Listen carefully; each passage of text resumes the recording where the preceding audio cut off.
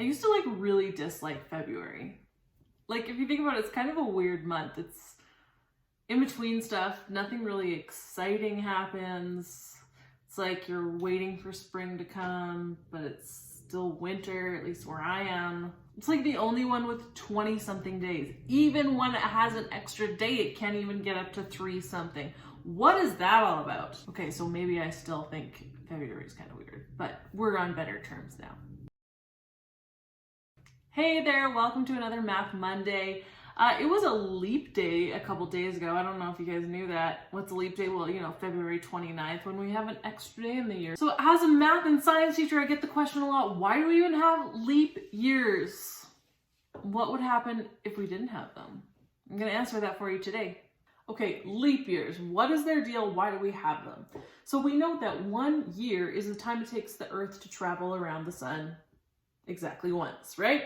It's 365 days, right? No, it's not. It's 365.25 days. 0.25 is a quarter, meaning that we need an extra day every 4 years to keep our calendar kind of the same. So if 1 day is 24 hours, then 24 hours, a quarter of that is 6 hours. So that means that the Earth doesn't actually take 365 days to orbit. It takes 365 days plus 6 hours to orbit our sun. So what do you do to account for this? We make an extra day every 4 years. We call it a leap year, or that day leap day, which is of course February 29th. It's surprising how often I get asked as a math and science teacher, what can we do instead of a leap year? Because that seems stupid. Why do we always have to change our calendar every 4 years to make it different? So here are some of the suggestions that I have heard. 1, why can't we just make the day a little bit longer to account for that extra 6 hours? So if we want to evenly spread out those 6 hours over 365 days, just to keep things consistent, that means that we'd have an extra 0.016 hours per day. Okay, if we don't know what that means, let's multiply by 60 to get minutes.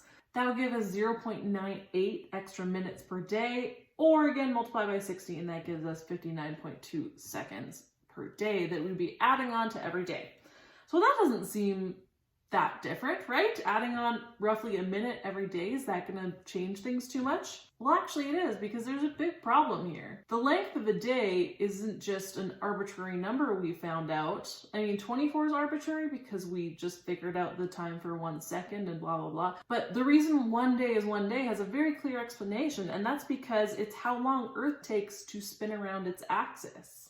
So in other words, 1 day or 24 hours is noon to noon, i.e. when the sun is in the highest in the sky to when it's in the highest in the sky again. So if we add an extra minute every day, that means noon would slowly move back in a day. So after 1 week, we might not notice anything too much, because if we're getting an extra 0.98 minutes per day times 7 days, that's an extra 6 minutes and 52 seconds. So noon would be at 12:06 p.m. and 52 seconds. That's not too bad. After a month, it still wouldn't be that different. With an extra 0.98 minutes per day over 30 days, that would mean at that point we'd have that extra 29 minutes and 24 seconds accounted for in the 6 hours. But that would also mean noon, or when the sun is the highest in the sky, would be at 12:29 p.m. and 24 seconds. Okay, still not that different. But think about that. It means every month, noon is moving back roughly a half hour. So that means after 6 months, noon would be 3 hours later, which is 3 in the afternoon. Okay, still doesn't seem that weird. It's, still in the afternoon, that's not bad. But after a year, noon would be 6 hours later. That's 6 p.m. in the evening. That's when the sun would be highest in the sky, which meaning if that happened at like December or January, if you live where I live, sunrise would be at like 2 or 3 in the afternoon. I don't know about you, but that sounds horrible to me. I do not want to do that. So basically, if we do this, then noon is moving 6 hours every year. So after 2 years, we have noon 12 hours later than our normal noon, which is midnight. Noon would be at midnight, and that sounds horrible. So if we do this and add that extra 6 hours per year to each day of the year, it's not going to change how fast the Earth travels around its axis. That's always going to be the same. So noon is going to be moving 6 hours every year. So that means after 4 years, it'd be back to normal. 2 more years, it'd be to midnight. 2 more years, it'd be noon. 2 more years, it'd be midnight. I just keep going back and forth like that, but we would never be able to find any consistency in the schedule of our day. So I really don't think this is a good plan. All right, so now that we've totally gotten rid of that as a plan because it actually sounds horrible, the other suggestion I've gotten is why don't we just make a year 365 days, never have a leap day, don't worry about the extra 0.25 days, keep our days still 24 hours, not 24 hours and 1 minute, because that's good. That means that a year is always going to be faster than our trip around the sun, just a little bit, right? So we will get ahead in time. What does that mean? After 4 years, we'd be like 1 day ahead. So then February 28th would feel like February 27th. Not a big deal.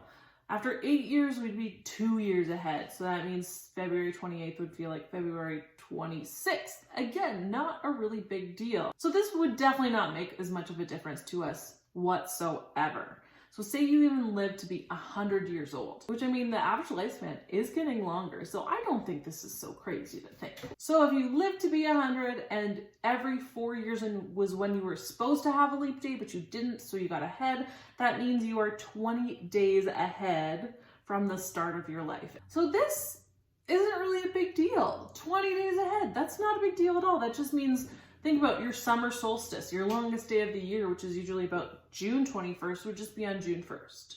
And your winter solstice, the shortest day of the year, instead of being on December 21st, would be on December 1st. So in your lifetime, this would actually not make that big of a difference. This is a far more plausible thing. But it still got me thinking, if we actually did this, we just forgot about leap years, made every single year 365 days, never worried about trying to put an extra day in there, how long would it take to actually have Christmas in July? So I need to figure out how many days that December 25th would have to move ahead to get, I'm going to say July 25th, because it just makes sense. So there's January, February, March, April, May. Does anybody do the knuckle trick where like a knuckle is 31 days and then a space between the knuckles is like 30 or 28 days? June, July. So July 25th to August 25th would be 31 days. August 25th to September 25th would be 31 days. September 25th to October 25th would be 30 days. October 25th to November 25th would be 31 days, and November to December 25th would be 30 days. We got there. If we add all that together, it means you'd have to be 153 days ahead in the normal calendar year to have Christmas in July. So how long would this take? Well, again, it would take 4 years to get 1 day ahead. So we need to take 153, multiply it by 4, and that gets us 612. So that means it would take 612 years to have Christmas in July. What does that even mean? It means Christmas would still probably be on December 25th, but we would have our normal Christmas weather and conditions on July 25th, 612 years from now. So I don't know, maybe people would want to move Christmas to July 25th. Maybe they wouldn't want to move it because then the people in the southern hemisphere could actually get Christmas in winter. Well, their winter, which is still not snowy.